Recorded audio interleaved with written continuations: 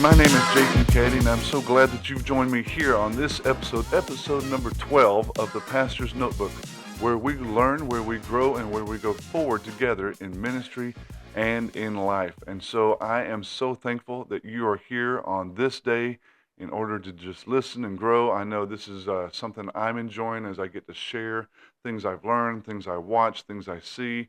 I certainly don't have it all together, but it's something that I enjoy just kind of sharing. And I'm hoping that it is making a difference in your life, whether you're a pastor, whether you're a leader, whatever it is along the way, just making sure that what we're doing is learning, growing, and going forward together in ministry and life. If you are new here, then I want to welcome you.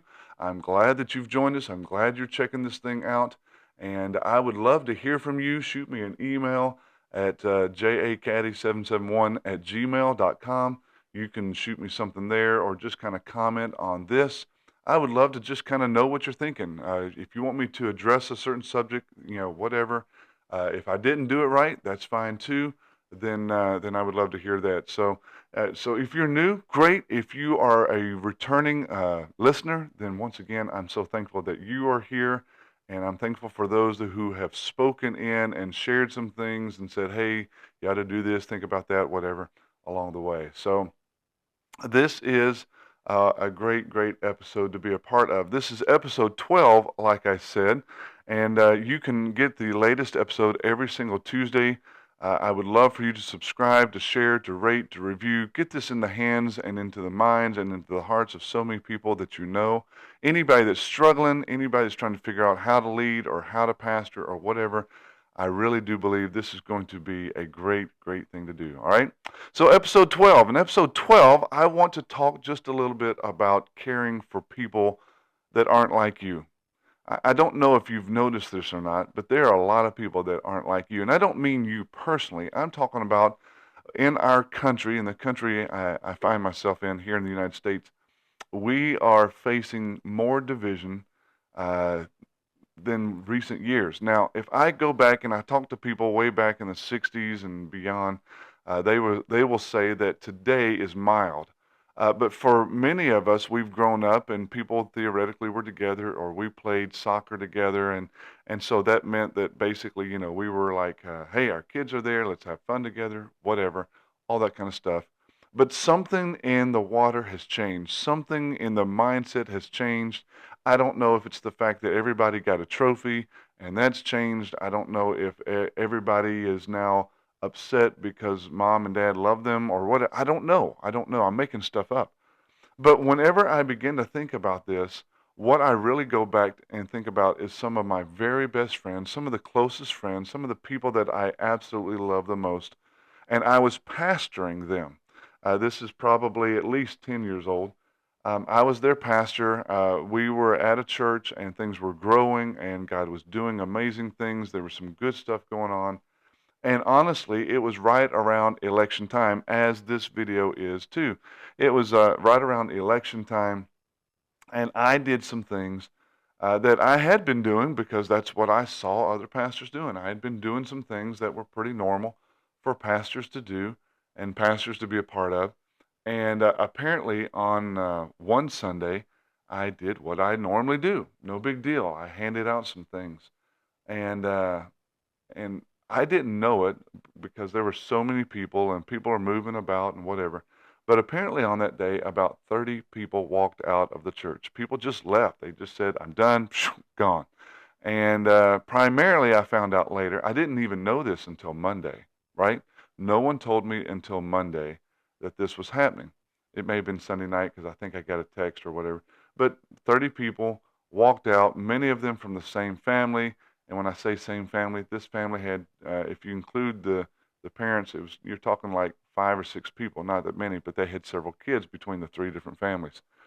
And they left. Well, one of the families actually texted me, emailed me. I just remember they contacted me somehow. It was the husband, and the husband said, "Hey, we need to meet. We need to talk. Can you meet this day, this time for lunch? Uh, this is serious." And I thought, okay. And I really had no idea. This was a really good friend of mine. I was a little nervous, to be honest, because things had been going so well. that I wasn't ready for any kind of confrontation, especially from them, right? Especially from them. And so I remember going to the meeting that day. We met a little diner for some lunch. We sat down, and I found out that what I had done had offended them because they took what I did to be on a certain side of the aisle of the elections, and she especially was on a different side of the aisle. He typically was just kind of, yeah, I'm on the other side, but whatever. You know, he was kind of good. He was kind of chill. But she was pretty intense on it. Nothing wrong with that. I'm not saying anything bad about her in any kind of way. That's just, that was their own description. All right. And what it caused them to do is they looked at me and said, Pastor, we have loved you. This really offended us. And we're out. We're leaving the church. And I thought, what?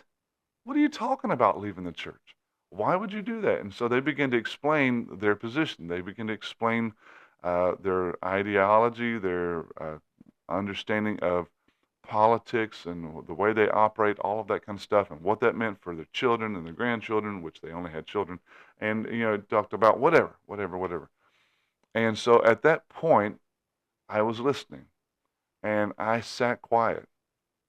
Honestly, there was a little bit of lashing and gnashing.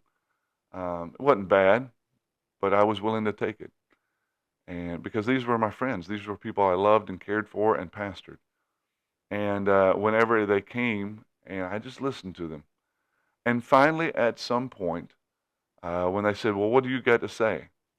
I just looked into both of their eyes because they were people I cared for, and I said, "I just need to ask one question, just one." I said, "So what you're saying is what I did is going to negate and cancel and wipe out every birthday party that our kids have attended for each other and that we've attended for our kids. It's going to negate, wipe out, wash away every 4th of July party that we've come over to your house and spent it with your entire family and a few other friends as we've played cornhole and cooked out, and then we walked over to the place where the celebration was for the city. You're telling me that this one thing is so big and so insurmountable that you're willing to throw away a friendship that I value and you don't." And they looked at me and they said, "Well, no, that's not what we want to do." I said, "Well, that's what you just told me, that you're willing to walk away from this, that this was so big and so huge that you can't get past it, and now we're done." And so we talked about that for a little bit, and I'll save a little bit later for the later, but that was my question. The reason I tell you that story is a couple of things. Number one, that was the first time that honestly I had to understand that as a pastor, I had people on different sides of the aisle, and that I had to learn to put aside my political leanings, ideology, whatever you want to call it, and that my job and my goal, not just my job, really my goal, was to represent the kingdom and to disciple people into being better followers of Jesus. Now, that's not to say that I think they should have changed their ideology, their political stance. I'm just saying that my goal, my recognition came to the point that I'm saying what I'm here for is to help people follow Jesus and become the best Christ followers that they can become. That's my goal. And do I have opinions? Absolutely. Do I share those opinions? Not near as much. Not near as much because that's not my ultimate goal. If I know you real well and I feel somewhat safe at that point, I'll share with you. But even then, I'm very, very careful. Not because I'm afraid I'm going to get upset, but because I don't want that to come in the way of me helping you follow Jesus. I just don't. And so that's the very first thing that I begin to learn. And from that point forward, I begin to walk different. I begin to talk different. I begin to teach different. I begin to preach different. I begin to talk to family different. I begin to talk to church people different. I changed who I was because what it did is that encounter forced me to stop and go, what's my goal? What's my desire? That's the first thing that it did. The second thing that I've told this story a couple times to different people. They said, "Well, what did they say?" And well, they were flabbergasted. They didn't want that. And I said, "Well, then how do we figure out how to live life together? How do we figure out how to, work this life together?" And what it was for me was willing to say, I'm willing to meet you halfway. Let's figure this thing out. Luckily for me, they were willing to do the same thing. People have told me, Pastor, actually at that point when I've told them the story, most of the time they go, "Jason, um, if you ever do that again, be ready because not everybody will be willing to do that." And I do understand that. And that will hurt. As a pastor, as a leader, when people walk away and they feel like I haven't met their need, whatever, there's a little bit of people pleaser in me, then that hurts. That hurts whenever I love and they aren't willing to work through that together. So you have to be ready for that. But as a manager, as a leader, I want to remind you today that number one, especially as a Christian, your number one goal in life is to disciple people, is to be an influence for the kingdom. Now, that ought to be in the way you vote, but it also ought to be in the way you lead, in the way you talk, in the way you share. There are people on different sides, and if you choose a side so publicly and so vehemently, you're going to not be able to disciple some others. I just think the greater good is found in helping everyone follow Jesus. The second thing is you need to be willing to say, I'm willing to help. I'm willing to meet. How do we do this together? And you need to be willing to understand that people are going to walk away. That's going to be hurtful. That's going to be painful, but it's going to happen. And that may be family members. That may be people that you work on the line with. That whatever. I don't know how that works, but it's going to happen. I would even say that as a leader of your family, at some point you've got to say, listen, I like this better than that, but my ultimate goal as your dad or as a spouse or as the patriarch of the family or the matriarch of the family, my ultimate goal, our ultimate goal is to follow Jesus through it all. Whatever that means, however that looks, whenever that looks, that's the ultimate goal beyond anything else. And I think there are a lot of people that will lead their families to vote, but they may not always lead their families to live. And I think we've got to make sure that we're ready to do that. So those are just a couple of things. Whenever I think about the whole notebook idea and things to write down, it really is this idea that number one, remember that there are people on both sides.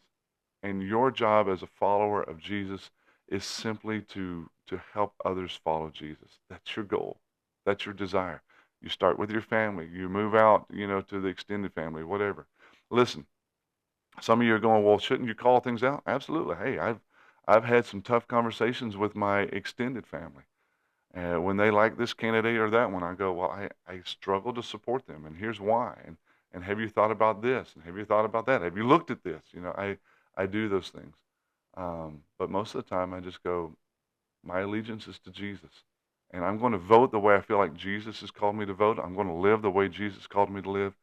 And I'm going to make sure that my family knows, that my friends know, that my coworkers know that my goal is to live for Jesus. So as a leader, make sure you do that, all right? Because if you push people one way or the other, you can't lead everybody. It's just going to be hard. You can force them as the manager or owner to do certain things, but you can't lead them.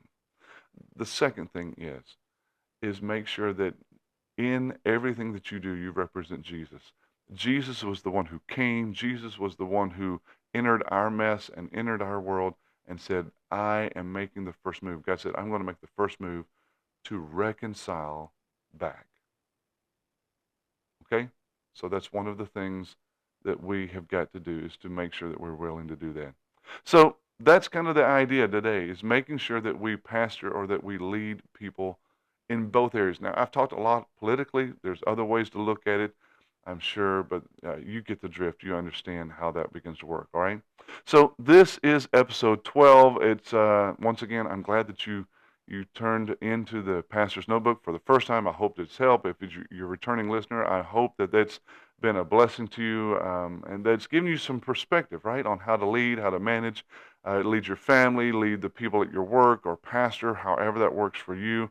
I'm praying that it causes you to grow and to move forward in some steps, forward in your spiritual walk, forward in your growth, forward in your leadership abilities. Remember that next week, next Tuesday, we will have another one. You can find it on Spotify. You can find it on YouTube. Please, whatever you do, make sure that you subscribe, share, rate, and review. Let other people know. Text it to them. Copy the link, text it to them, whatever it is, so that we can all learn, grow, and go forward together in ministry and life. My name is Jason Caddy. I'm just glad to be a part of it all, I promise you. And never, ever, ever forget, my friend, you are loved.